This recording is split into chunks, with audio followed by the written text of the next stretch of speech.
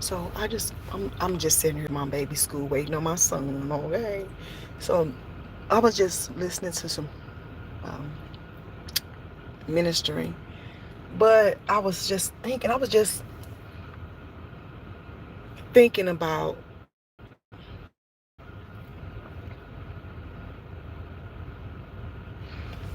how your life, what makes a person's life change. You know, like just think about like you were down and out, or let me just talk about joy. How I was just down and out. Like I was like literally I was homeless. And I didn't know that a few months later that my life would change forever. Like I would I mean, I think my baby about to come. I gotta go home and finish cooking. But so let me try to make this quick. Well, I told y'all in 2015 when the Lord told me, first he told me to do a 40-day liquid fast. I was so afraid. I just kind of tried to pretend like I didn't hear it. But like I told you all yesterday, when God has something for you to do, he don't give, I mean, it won't loose you, it won't let up on you. So you know when God talking to you. You'll know when God is talking to you. Hey baby. Because it won't let up on you. It won't let up. So anyway, let me bring it home. So when the Lord told me to do that 40-day liquid fast, it was terrifying. I literally felt like God was trying to kill me, and I said that before, literally. Then he asked me to go and stay with my daughter and help her pay her rent, and what I make happen for my daughter, he'll make happen for me. That was so humiliating. Like, who does that? Like I said before, 1 bedroom and there's 6 of us, then you got to sleep on the floor. No, I didn't want to do that. I see my baby. I see my baby. And my baby come. There him come.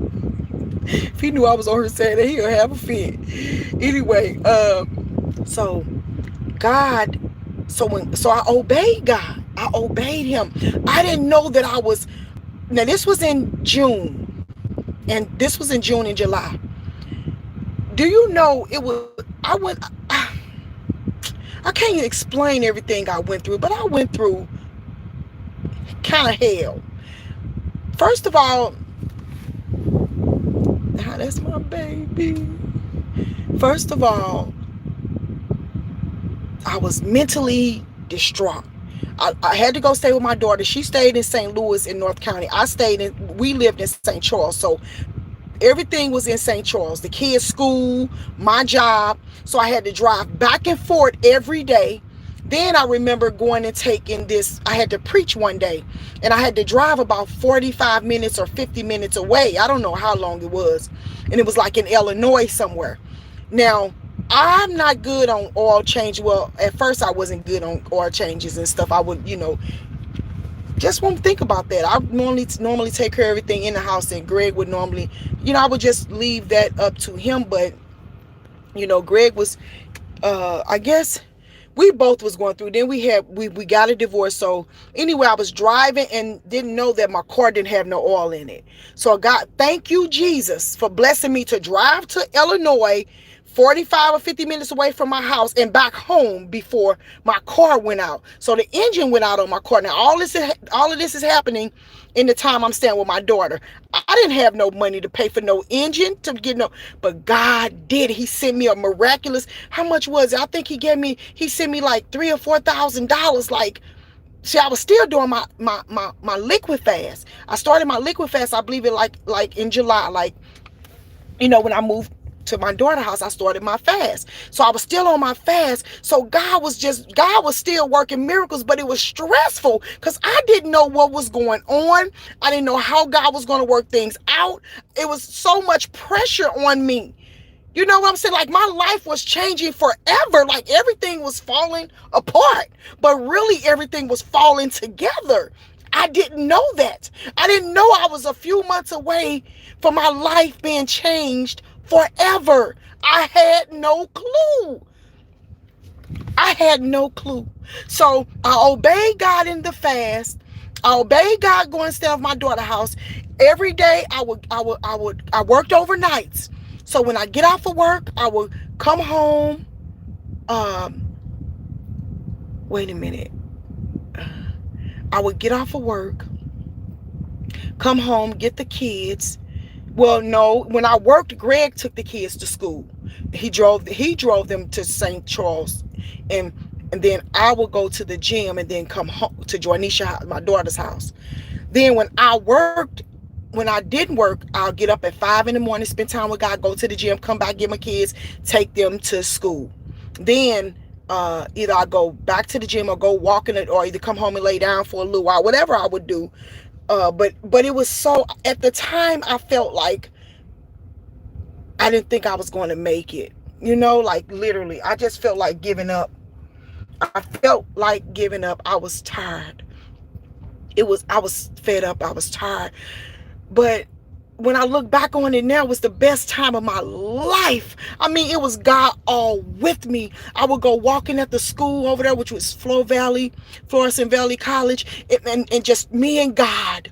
I would go to the gym. It was just me and God, and my prayer time. It was beautiful. But at the time, it was so much pressure.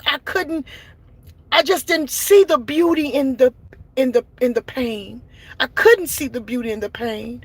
Well, God was blessing me so good. So when I asked the Lord, I said, God, when are we moving? And the Lord showed me a license plate that said November. And I said, well, if it's you, it's going to happen. If it ain't, oh well. And just kept on driving.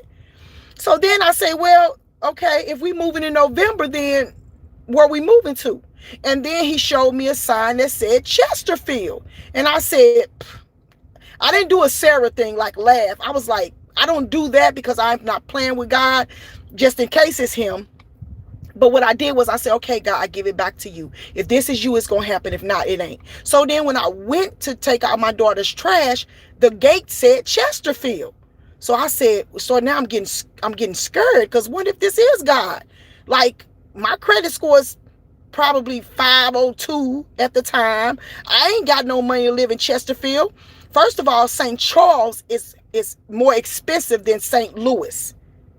Chesterfield is double St. Charles. So just say if I buy a house over here in St. Charles for $600,000, in Chesterfield it's 2 or 3, it's 8 or 900,000. So how am I gonna move in Chesterfield? All I know is I wanted to live in Chesterfield a while ago, but life showed me at the time, you ain't got no money, you ain't got it like that. So I believed life. I just said, okay, left it alone. Well, so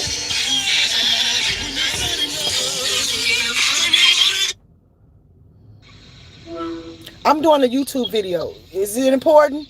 You've been being mean to me all day. It's not important. I gotta go. Bye. That's my daughter. She been back in front of all day. Now you want to call me, girl? Bye. Anyway, okay. So let me hurry up for my son come out. So my daughter's lease was up October 31st. Okay. So I'm like, okay, God, I don't know what to do. So I wind up going back to the hotel in St. Charles, October 31st. November the 1st, I had an appointment with my friend to help her lose weight, because I am a certified health and wellness coach. Then, of course, I was at the weight I was supposed to be at. I was like 148, 145 to 148. So she wanted me to help her lose weight. I didn't know I was going over there to get my life changed forever.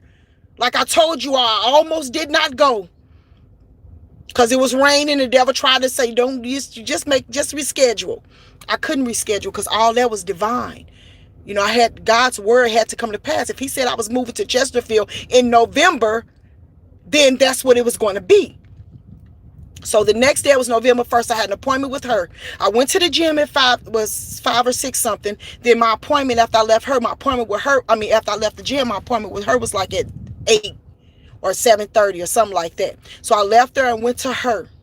Didn't know that that this was divine. Didn't know that the favor of God that's on her life was about to rub off on me. I'm telling you, one person God can use to change your life forever.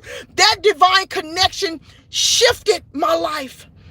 I went from I'm telling you, God did that.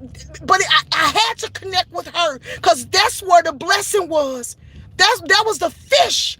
You know, Jesus said, throw your net into the water. And the first fish that come up, they're your money.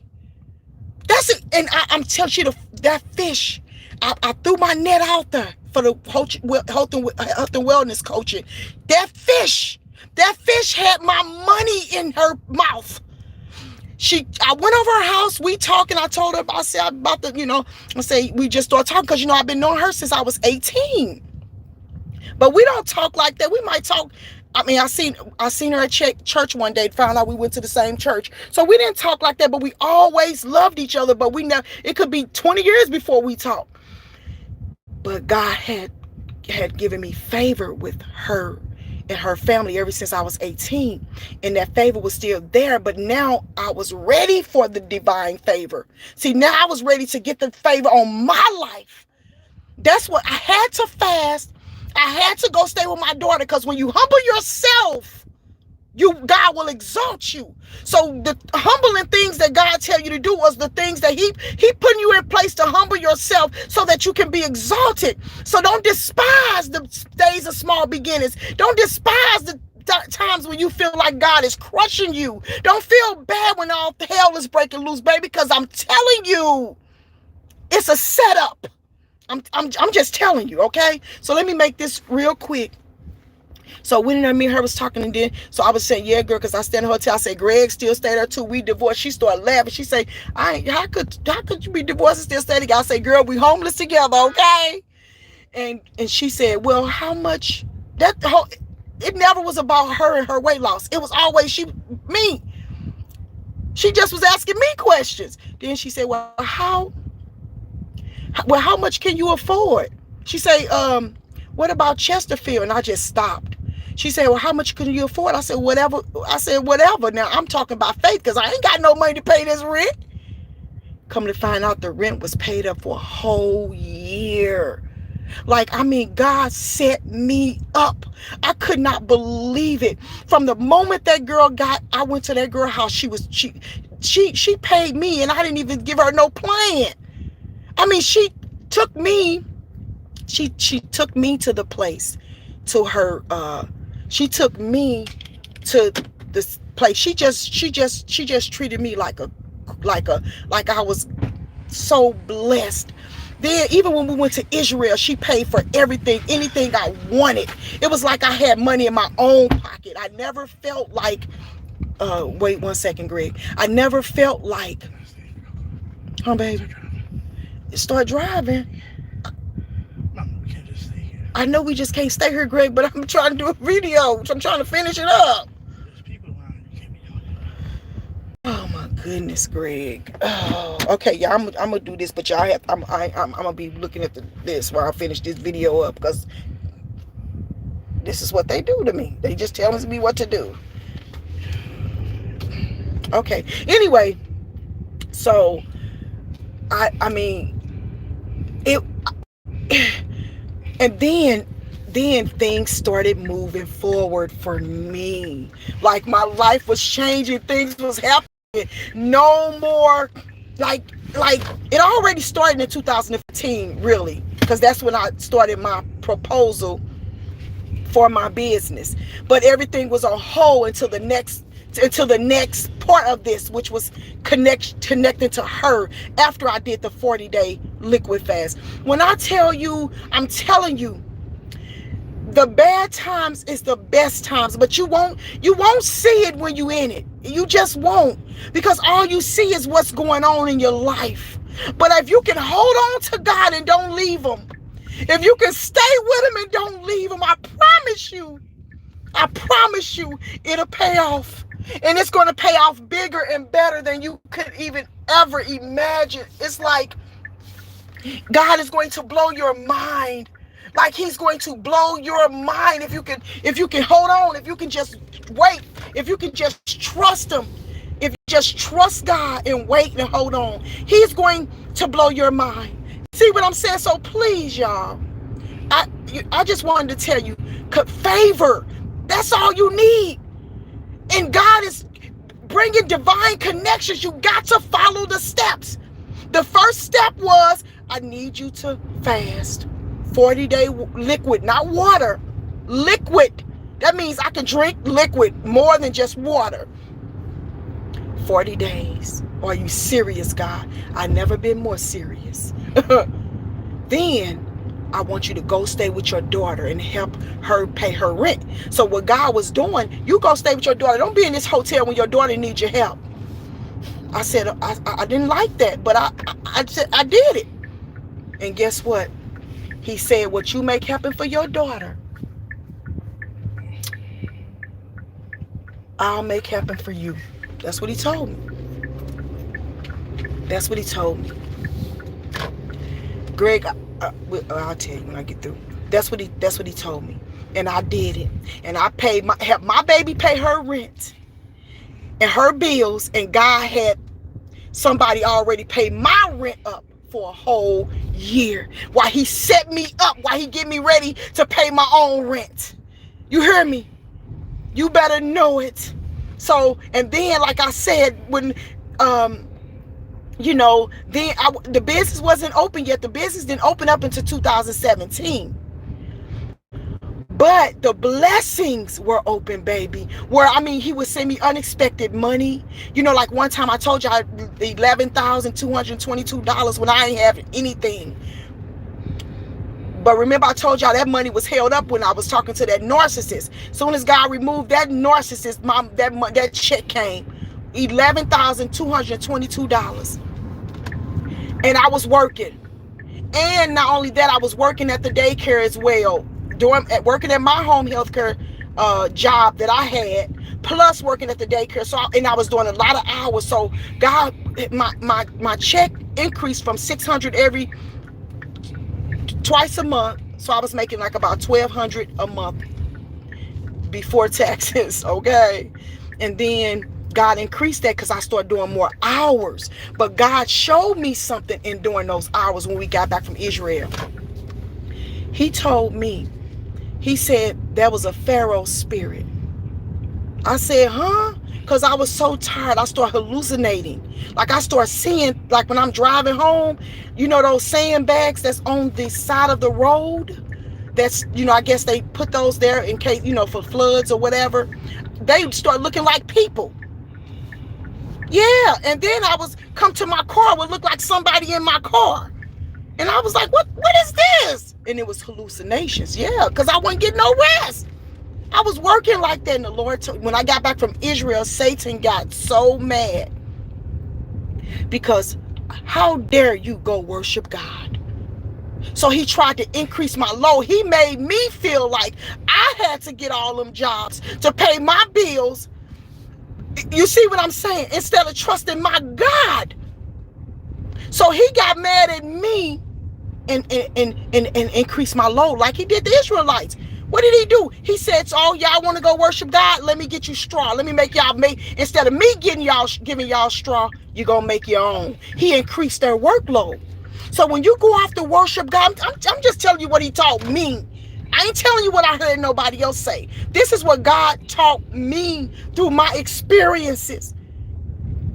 I couldn't believe it when God showed me that. That devil got mad because I went to Israel to worship God. No matter where you go to worship God at, he's mad. How dare you leave and go and worship God? Now I'm finna increase your workload. And that's exactly what he did. And when God showed me that, baby, guess what? I stopped working all them hours.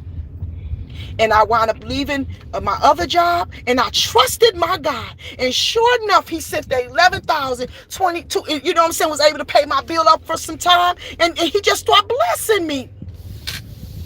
So with that being said, when that favor is on you, you don't have, listen here, you don't have to work overtime. You don't have to worry. I'm saying, if you trust God, whatever, I'm sorry, God, y'all. I'm sorry, guys. This thing trying to act up with the connection because the devil don't want you guys to hear that's going on. But when favor hits your life, it's a whole different story. God is going to send somebody that can help you, somebody that can take you to another level. Just one somebody. So follow the little steps. The little steps leads to the big steps. Okay? So that's all I wanted to tell you. Don't despise the pain.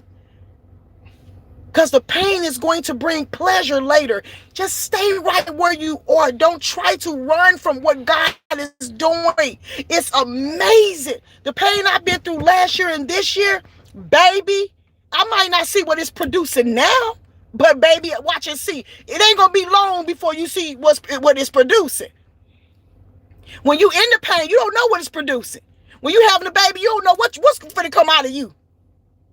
So what I'm saying, I mean, you know it's going to be a human. Okay, I hope. It's going to be a human. But I'm just saying, But what I'm saying is this, y'all. Baby, hold on. Hold on. The pain is working something so great. Okay? I love y'all. Go cook. And give me a shower and get ready for my evening. I love y'all so much. Have a blessed day. Mwah.